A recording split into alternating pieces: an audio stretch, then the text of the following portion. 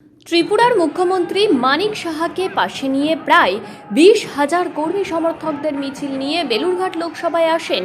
দ্বিতীয়বারের জন্য মনোনয়ন জমা দিলেন বিজেপির রাজ্য সভাপতি সুকান্ত মজুমদার।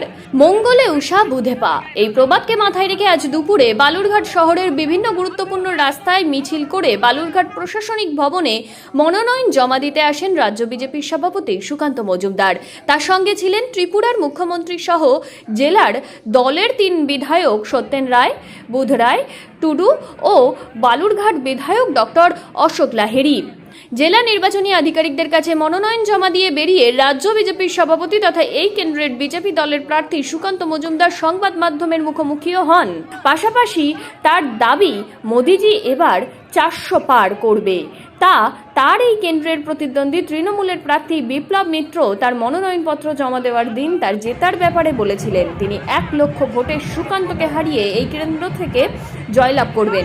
এই ব্যাপারে সুকান্ত মজুমদার বলেন, যিনি মনোনয়ন জমা দিতে 400 লোকও জড়ো করতে পারেননি, তাহলে আজকে আমাদের মিছিলে জড়ো হওয়া এত লোকের সংখ্যা ঐক্যিক নিয়মে বৃদ্ধি পাবে। অপরদিকে ত্রিপুরার মুখ্যমন্ত্রী মানিক সাহা সুকান্তের ব্যাপারে বলেন, তিনি একজন সজ্জন ও স্বচ্ছ ভাবমূর্তির ব্যক্তি। তার জয়ের ব্যাপারে যেমন তিনি নিশ্চিত, পাশাপাশি তার দাবি দেশের 400 পার করবে বিজেপি এবং রাজ্যের বিজেপি ভালো ফল করবে তা তিনি নিশ্চিত। বিপুল ভোটে আমরা এই সিট মাননীয় প্রধানমন্ত্রী শ্রী নরেন্দ্র মোদীকে আরেকবার উপহার দেব। গতবার আমরা দিয়েছি, এবারও বিপুল ভোটে দেব। আপনারা নমিনেশনে মানুষের উচ্ছ্বাস, মানুষের উৎসাহ এবং মানুষের সংখ্যা, অংশগ্রহণ আপনারা সকলে দেখেছেন। আজকে আমাদের ত্রিপুরার মুখ্যমন্ত্রী মাননীয় শ্রী ডক্টর মানিক সাহা, তিনিও আমাদের সাথে ছিলেন। এটা আমাদের চরম সৌভাগ্য।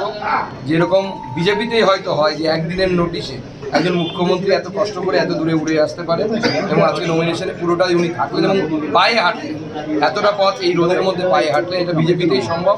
সেজন্য ডক্টর মানিক সাহাকে আমি আমার তরফ থেকে অসংখ্য ধন্যবাদ জানাই। আমরা শিয়ালদা বালুরঘাট ট্রেন, যেটা এই জেলার বহুদিনের আশা ছিল, আমরা সেটাকে করেছি। দিল্লির ট্রেন মানুষের বহুদিনের আশা আকাঙ্ক্ষা ছিল, সেটাও অ্যানাউন্স হয়ে গেছে, চালু হওয়া শুধু সময়ের অপেক্ষা। সেই ট্যাবলেট দিয়ে আমরা মানুষকে সেটা প্রচারের কাজে ব্যবহার করেছি। দেখুন, উনি কালকে গত পরশুদিন সম্ভবত 400 লোক নিয়ে নমিনেশনে এসেছিলেন।